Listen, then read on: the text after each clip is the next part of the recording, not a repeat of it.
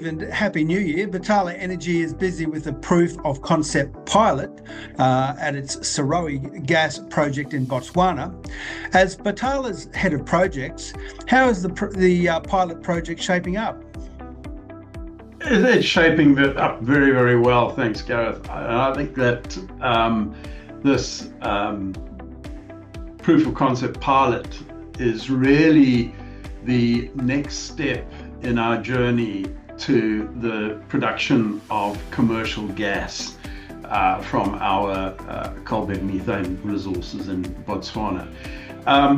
And when I say it's going well, it really has moved into the stage now where we are, as we speak, got assets in the ground, developing the 5 wells that we have in place already, all with a view to us proving the commercial flow rates and concluding on the feasibility study for the next phase, which we are already working towards, and that is to move then into an initial 9-well cluster attached to a mini liquefied natural gas unit, moving on then to a 4 cluster setup with 4 mini units, and then ultimately getting to the next, say, medium scale commercial production, 200 tons per day, 3.5 petajoules a year LNG plant.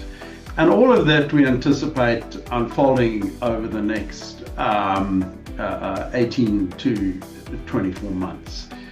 And it's been structured in this way so that we can grow our capacity in a managed risk way, starting small, growing, and as we grow, it enables our off-takers to grow with us, to grow in their confidence in our capability to supply, and also to grow in their ability to take our supply.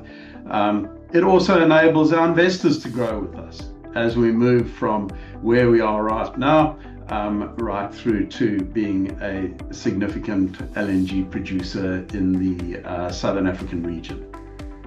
Now, obviously, I worked during the boom, the coal seam gas boom in Queensland, and it's not, you don't have to draw a long sort of bow to connect those, the industry that happened in Queensland with Botswana.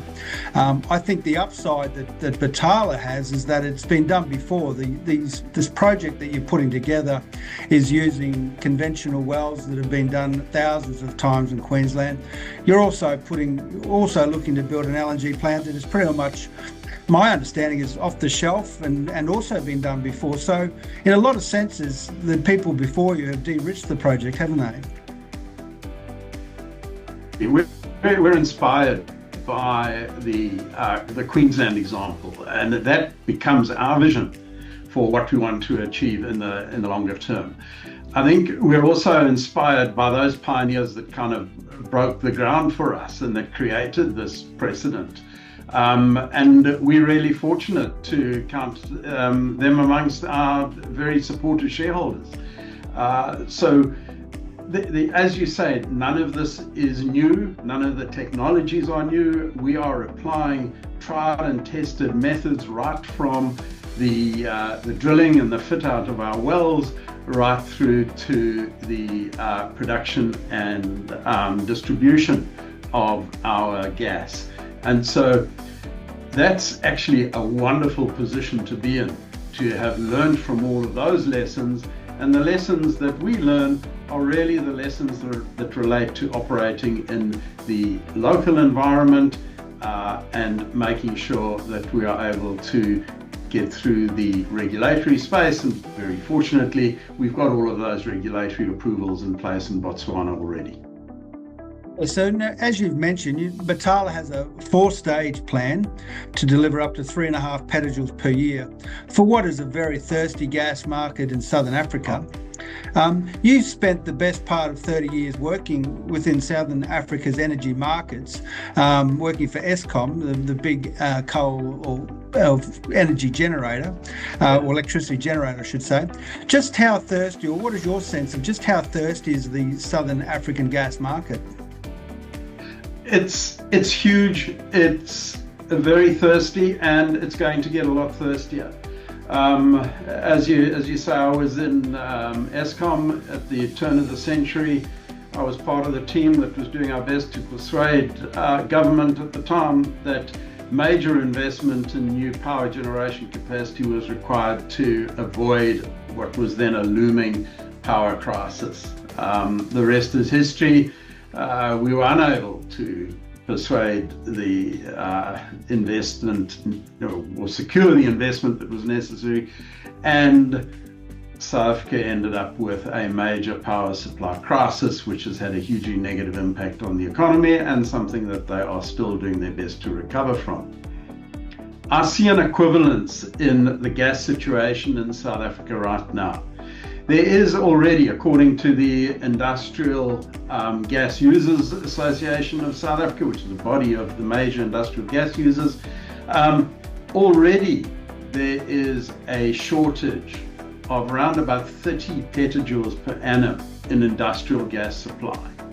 And that is about to get a lot worse. And Sasol, the major industrial gas supplier in South Africa, via gas from via supply from a pipeline from Mozambique, that supply is going to be exhausted over the period from around about 2027 to 2030.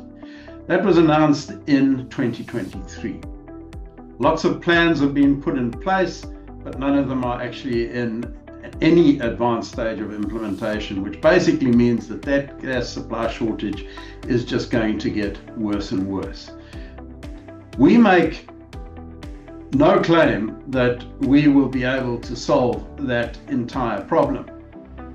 And the 3.5 petajoules per annum that we will be putting into that market is a drop in the ocean.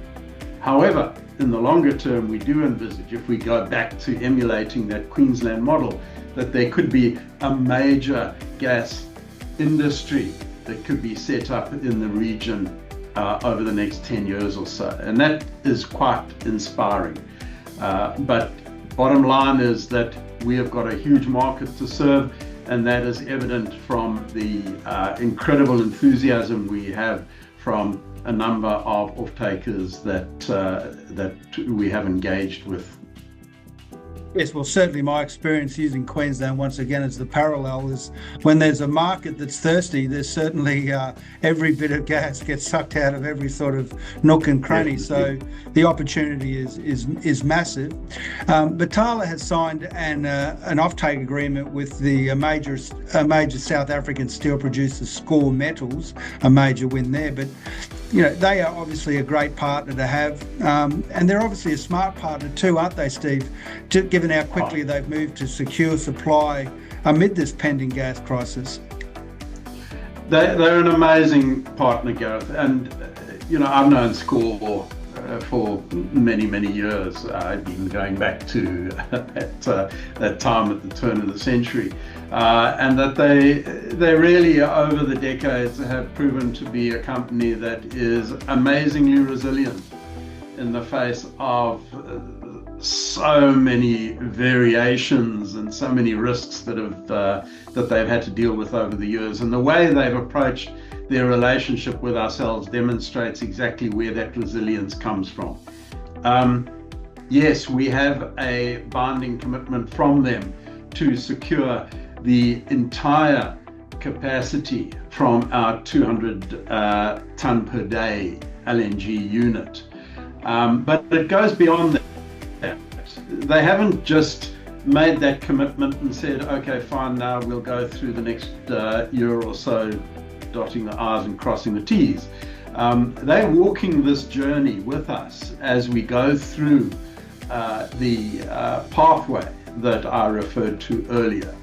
And they are collaborating with us in the feasibility study, the full supply chain of the feasibility study for the 200 tonne per day unit, but they are also working with us as we progress towards the production of small scale LNG, so that they learn the lessons and we learn the lessons together, which is incredibly encouraging, and it really just gives you a pretty good clue as to how they have been a major steel producer in the region for many decades. So you've lived through one crisis, the power crisis. You now find yourself in the middle of another crisis, the gas crisis in Southern Africa. SCAW's now sort of front of the queue and with its hand up ready to take that gas from Botala's proposed LNG plant.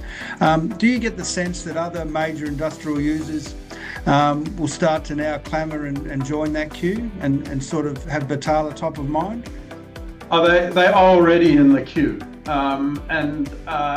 Botala top of mind? I think with some of them, they're very aware that we are in existence and they're watching us very carefully. I think the queue is getting longer and the barriers to entry are getting higher, unfortunately for them. It's a good position for us to be in.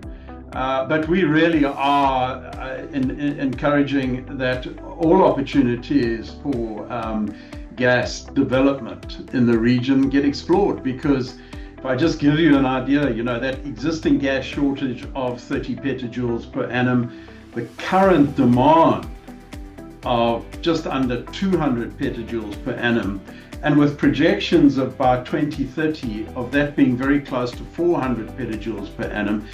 Add on top of that the fact that in the region, many of the countries have got a very strong appetite for gas to power in their integrated resource plans, which are the plans for the growth of the power sector in several of those countries, including South Africa. That means that this market is a massive market. And so those that are wanting offtake should really do their best to secure that offtake right now, because supply is going to be limited, and I think the default is going to end up being imported liquefied natural gas, which will need to come into facilities yet to be established, gasified, put into pipelines that yet need to be upgraded, and the pricing of that is going to be challenging, to say the least. Well, you'd expect that with limited gas supply and increasing demand, that Botala would be sort of really getting exposure to some very chunky gas prices, I would have thought. If you look at the Queensland experience, industrial users were sort of used to paying $3 a gigajoule. By the time the LNG sort of industry had been established, those prices were going up as high as 15. They're sort of settled around 12 now with the policy. But out of that experience, my takeaway from that Queensland experience was the industrial users thought that the government would take care of everything, but were soon sort of left standing at the end without any gas supplies, and many companies went out of business. I think that's a great sort of, a great sort of lesson for Southern Africa, I would have thought. It is, Gareth, and the equivalence is uncanny. The fact that you have an existing environment where you've got piped in low-cost gas coming in from Mozambique, that will be drying up, as I've already indicated. That pricing is going to have to change. And so let's say the default exposure is going to be imported LNG costs, which puts all major industrial gas users in the region at risk to what can be a highly volatile commodity, and it's a globally traded commodity. The benefit of having a local gas supply in the region is that you can get a lot more stability in those prices, albeit higher than what they're paying at the moment, but definitely very, very competitive with those imported costs. So, obviously Botala's got the ground. It's got a major resource which is looming or looking like it'll only increase, because you've only sort of scratched the surface there. You've got all the technology. You've got some proven people who've worked around the world delivering gas projects, and obviously yourself having worked for such an extensive period in Southern Africa. Now, obviously, South Africa's got a gas crisis. What other opportunities do you think would be sort of in proximity to Botswana, where your operations are? Are other African companies sort of tapping on the shoulder, or would you expect that to happen? They definitely are tapping us on the shoulder, Gareth, and I think that obviously we don't want to be a one-horse show. We don't want to be dependent on a single market or a single off-taker for our market. There are huge opportunities in the region as well. Yes, there's the South African gas cliff, and yes, we do have a resource that could put a significant dent in the gas supply throughout the region. But we do have some immediate offtake opportunities local to Botswana. They'll be small, but they'll be ideal for us as we grow our well field. And then wider afield, we've had approaches from DRC, from Zambia. And in Zambia in particular, the opportunity for gas to power is there. So there are also then a number of big energy users in the region that are currently dependent on diesel.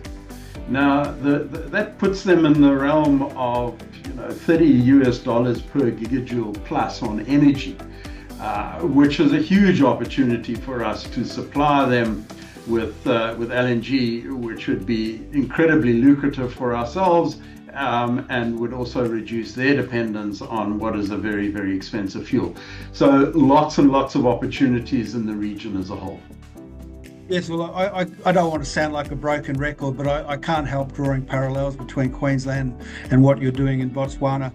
In fact, I lived through the transition of where coal seam gas in Queensland was sort of dismissed, and you couldn't get a meeting, and then in the space of sort of what it felt like a year, it was this emerging sort of exciting industry that now represents Queensland's second biggest export industry. So things can happen very quickly, and in a sense, I look at Botala, it's like looking back in time. You didn't get to solve the first crisis, but you certainly, how confident are you about sort of solving the second one? Well, I think that we are very confident that our phased approach is a solid one, and that we will be able to deliver on it. We've proven our capabilities. We have been able to deliver on everything that we've said we'll deliver. And we are quite confident that we'll be able to deliver on that program that we have in place. I think, just coming back to the fact that the equivalence with the Queensland example is just amazing, and it's an inspiration to us.